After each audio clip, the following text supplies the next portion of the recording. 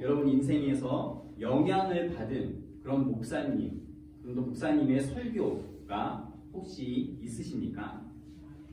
제가 대학생 때 저뿐만 아니라 그 당시에는 그 청년들의 마음을 정말 뜨겁게 했던 그런 목사님 한 분이 계셨습니다. 저도 당시에 카세트 테이프로 또 책으로 그 목사님의 설교를 많이 접했었는데, 그 목사님이 많이 강조했던 것은 그리스도인이 정치, 경제, 문화, 사회 곳곳에 중요한 위치에 올라서 그리스도인으로서 선한 영향력을 이 사회에 끼쳐야 한다는 그런 것이 설교의 주된 내용이었습니다.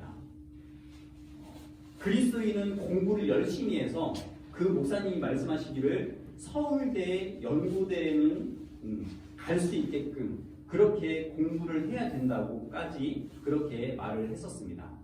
실제로 그 목사님의 교회에는, 그 목사님이 신무하는 교회에는 90% 이상이 청년이라고 할 정도로 학벌 좋고 사회적으로 또 인정받는 그런 청년들이 많이 있었다고 합니다. 그 목사님 설교를 들으면 정말 가슴이 뜨거워지기도 했지만, 서울대, 연고대를 갈 수 있는 것도 아니었고, 또 여러 분야에서 모든 사람이 다 그런 중요한 위치까지 올라갈 수 있는 것도 아니었기 때문에 저처럼 좌절감을 느끼는 사람들도 꽤 있었을 것이라고 생각을 합니다. 그럼에도 불구하고 그 목사님의 설교를 많은 청년들이 좋아했었고, 또 그 말씀을 들으면서 큰 비전을 가지기도 했습니다.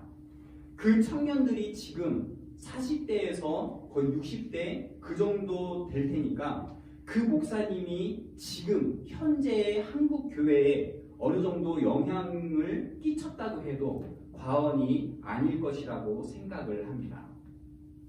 그렇게 그리스도인으로서 중요한 위치까지 간 사람들은 요즘에는 간증 프로에도 나오면서 또 다른 많은 그리스도인들에게 도전을 주기도 합니다.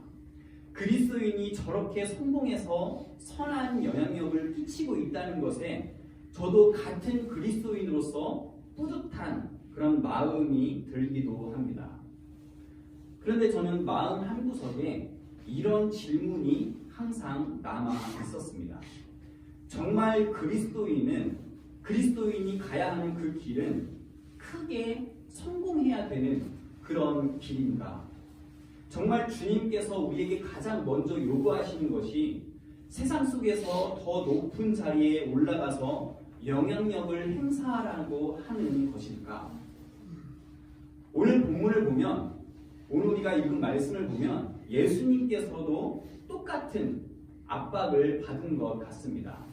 그리고 그 압박은 예수님을 넘어뜨리려고 하는 예수님 멀리서 온 그런 적들의 공격이 아니라 가장 가까운 사람들이 설득하는 곳에서부터 다가오게 됩니다.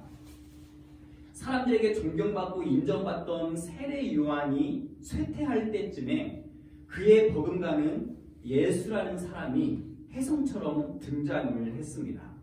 예수님은 분명히 어릴 때부터 특별한 남다른 부분이 있었습니다. 12살 때 성전에서 율법 교사들과 대화하셨던 그 일을 떠올려 보면 어린아이가 참 말을 잘한다, 참 지혜롭다, 그런 느낌은 있었습니다. 그렇다고 예수님이 그때 어린 시절부터 기적을 일상처럼 해온 것은 아니었습니다. 성전에서 율법 교사들과 대화 한번 한 거 말고는 특별한 능력이 없었습니다. 그런데 어느 날부터인가, 언젠가부터 예수라는 사람이 이 세상의 중심에 떠오르게 됩니다. 단지 어떤 소문이 아니라 사람들이 실제로 그 예수님을 보면서 어떤 다른 종류의, 그동안 겪어보지 못했던 다른 종류의 권위를 느끼기 시작한 것입니다. 갈릴리에서 말씀을 전하시는데 그 말씀이 심상치가 않았고 병자를 고치고 사람들이 몰려들고 예수에 대한 소문이 퍼지기 시작합니다. 시간이 점점 갈수록 예수님은 점점 더 유명해지고 기적을 행하는 능력도 사람들이 상상하는 그 상상을 초월을 합니다. 그것을 지켜보는 사람들의 기대가 하늘로 치솟습니다. 특히 많은 사람이 떡을 먹은 그 사건 이후로는 많은 군중들은 예수님을 큰 지도자, 이스라엘의 왕으로 이제는 보기 시작합니다. 어떤 사람들은 이 사람이 바로 우리가 기다리던 메시아냐? 라고 흥분을 하게 됩니다. 사람들이 아무리 세례 요한을 존경하고 따랐어도 이 정도까지는 아니었는데 예수님의 영향력은 뭔가 심상치가 않았습니다. 세상이 말하는 성공에 예수님이 올라탄 것처럼 보였습니다. 저 정도면 세상을 호령할 수 있는 위대한 사람이 맞는 겁니다. 예수가 진짜 메시아일지도 모른다는 그런 확신이 점점 사람들 마음에 강하게 몰려들었습니다. 그런데 이 예수님이 그 영향력을 잘 사용하지 못하고 있는 겁니다. 현실에 맞지 않는 얘기를 하면서 계속 사람들을 떠나보내고 있는 겁니다. 오늘 본문 바로 전에도 오병이어 기적을 경험한 사람들이 예수님을 왕으로 모시려고 밤새도록 쫓아왔는데 너희가 나를 왕으로 삼으려는 의도가 잘못되었다고 하면서 오히려 그 사람들에게 막 뭐라고 하십니다. 너희가 이러는 것은 아무 소용없는 짓이다 라고 말하면서 그 메시아를 갈망하던 사람, 예수님을 왕으로 모시려고 하는 그런 사람들을 너무나 긴 빠지게 했습니다. 현실과 동떨어진 그런 얘기들을 하면서 많은 사람들이 그 예수님을 떠나가 버렸습니다. 그런데 드디어 기회가 왔습니다. 유대인의 명절인 초막절이 온 겁니다. 초막절은 유대인에게 너무나 큰 명절이어서 이 초막절이 되면 많은 사람들이 예루살렘으로, 유대로 다 모여들게 되는 그런 때였습니다. 그때 예수님의 형제들이 말합니다. 예수님은 동정녀 마리아의 몸에서 태어났기 때문에 예수님이 첫째고 요셉과 마리아 몸에서 태어난 예수님의 동생들이 있었습니다. 그 형제들이 말을 합니다. 예수께 이르되 당신이 행하는 일을 제자들도 보게 여기를 떠나 유대로 가소서. 지금 유대로 이제 사람들이 모일 거니까 지금 유대로 가야 됩니다. 당신의 일을 볼 수 있도록 유대로 가야 됩니다. 큰 물에 가서 더 크게 일해야 된다는 겁니다. 더 큰 곳에 가서 더 많은 영향력을 우리가 끼쳐야 한다는 것입니다. 그들은 이렇게 말합니다. 스스로 나타나기를 구하면서 묻혀서 일하는 사람이 없나니 이 일을 행하려 하거든 자신을 세상에 나타내소서. 얼마나 멋진 말입니까? 얼마나 가슴이 뜨거워지는 말입니까? 영생, 하나님 나라, 그것을 들리지 않게 말하면 그게 무슨 소용이 있습니까?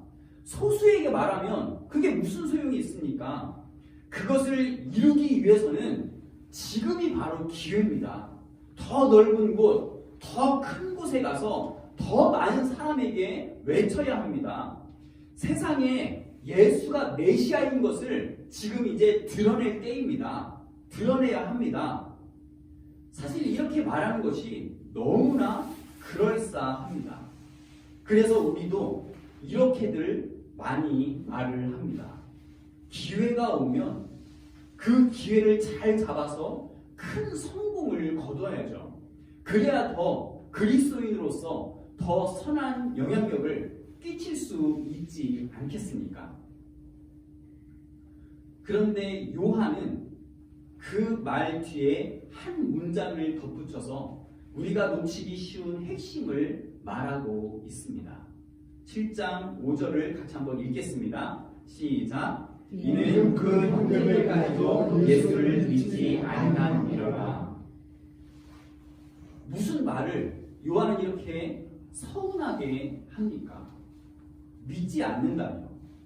이게 왜 믿지 않는 겁니까? 그들은 예수님의 능력을 확실히 봤습니다. 예수님이 사람을 변화시키는 힘이 있다는 것도 그들은 확실하게 느꼈습니다. 예수님이 세상을 뒤흔들 수 있는 그런 분처럼 보였습니다.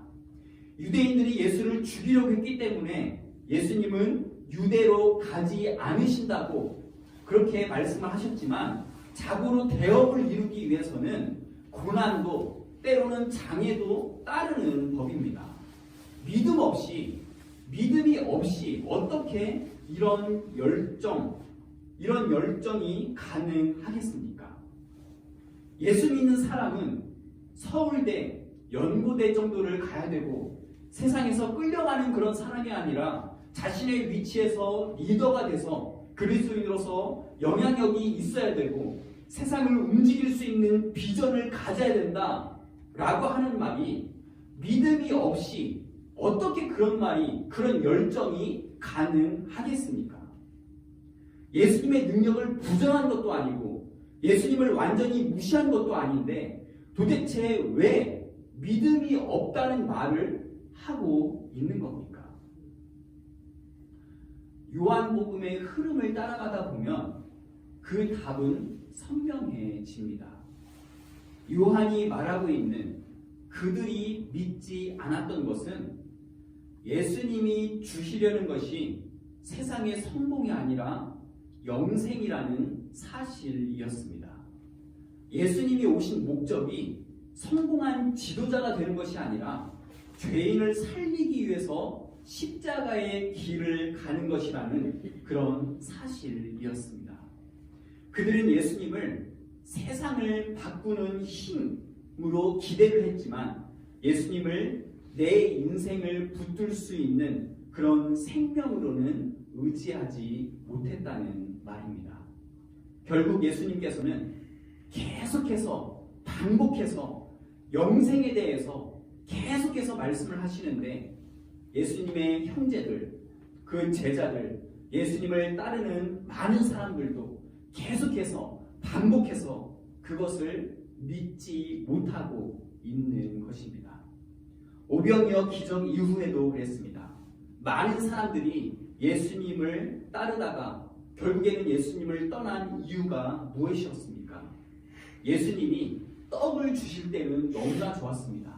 내 배를 채워주실 때는 너무나 좋았습니다. 내 문제를 해결해 주실 때는 너무나 좋았습니다. 그런데 그 예수님이 내가 생명의 떡이다 라고 말씀을 하시면서 너희가 원하는 방식의 그런 왕이 아니라 너희를 살리기 위해서 내가 죽어야 된다. 나는 그런 사람이다. 라고 그런 구원자라는 것을 드러내자 그들은 그게 불편했습니다. 받아들이기 싫었습니다. 그래서 많은 사람들은 예수님을 떠나갔습니다. 우리도 예수님을 믿는다고 말하면서도 속으로는 예수님께 이렇게 말할 때가 많이 있습니다. 주님, 지금이 바로 기회입니다. 지금이 저를 크게 해주셔야 되는 그런 기회입니다. 그래야 내가 그런 그리스도인으로서 선한 영향력을 끼칠 수 있지 않겠습니까? 지금 해결해 주십시오. 그리고 그 요구가 우리가 예수님께 하는 그 요구가 너무 그럴싸합니다. 너무 그럴싸해서 그래서 더 위험합니다. 복음을 위해서라는 그런 이름표까지 붙이면 이 말이 너무나 그럴싸해집니다. 하지만 아무리 그럴싸하다고 해서 그것이 곧 믿음이 되는 것은 아니었습니다. 제가 서두에 말씀드렸던 그리스도인이라면 큰 영향력을 끼쳐야 한다고 설교하면서 많은 청년들의 마음을 뜨겁게 했던 그 목사님은 결국은 큰 잘못을 저질러서 그 심우하던 교회에서 쫓겨나게 되었습니다. 그리스도인으로서 성공했다며 간증 프로에 나온 사람들 중에는 그 간증 프로 이후에 비리 때문에 감옥에 간 사람들도 있습니다. 예수님이 말씀하시는 영생은 단지 죽으면 우리에게 주어지는 그런 것에만 국한되지 않습니다. 영생은 지금 현재 내가 살아가고 있는 나의 삶을 설명해주는 하나님의 설명입니다. 이 설명이 없으면 어떤 일들은 도무지 해석이 안 되는 그런 일들이 있습니다. 예수 믿는다고 일이 다 잘 풀리는 게 아닙니다. 예수 믿는다고 새해가 더 희망차지고 달라질 것도 없습니다. 억울한 일, 손해본 거, 최선을 다했지만 허망한 결과가 나오고 누가 한마디씩 위로해도 설교를 수십 번씩 들어도 도저히 답이 안 나오는 우리의 현실들, 우리의 일들이 예수를 믿어도 분명히 우리에게는 있습니다. 그때 우리를 붙들 수 있는 건, 그때 우리에게 왜 그런 것인지 설명해 줄 수 있는 건 더 잘 되면, 기회를 잘 잡으면 괜찮아질 거야 라고 하는 긍정적인 생각이 아니라 그리스도 안에서 나는 생명을 얻었다, 나는 영생을 가졌다라고 하는 그런 복음의 사실입니다. 이 말이 무슨 말인지 우리는 실제 사건들 앞에서 더 또렷하게 그것을 느끼게 됩니다. 2019년 터키에서는 한 선교사님이 피살되었습니다. 저랑 동갑인 그런 선교사님인데 현지 경찰들은 강도가 휴대폰을 뺏으려고 하다가 칼로 찔렀다고 그렇게 보도를 했지만 현지 기독교인들은 그렇게 되면 보통 배 부위나 그런 데를 칼로 찔리는데 정확하게 가슴을 찔렸다고 하면서 이건 선교사를 겨냥한 그런 살인이라고 봤습니다.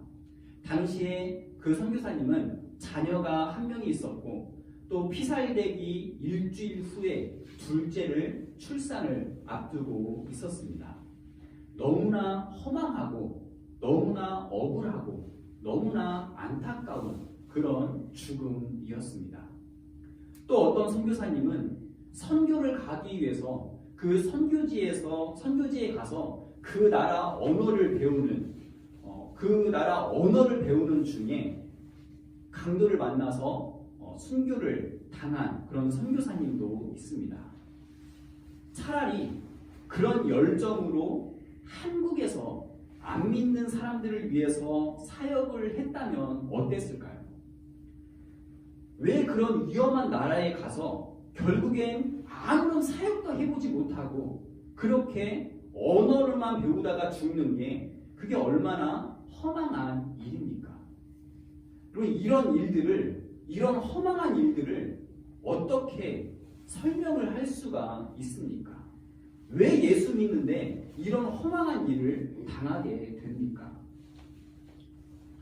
미국의 아주 부유한 집안의 한 상속자가 자기의 그 상속받은 그 모든 걸 다 내려놓고 선교를 위해 떠났다고 합니다.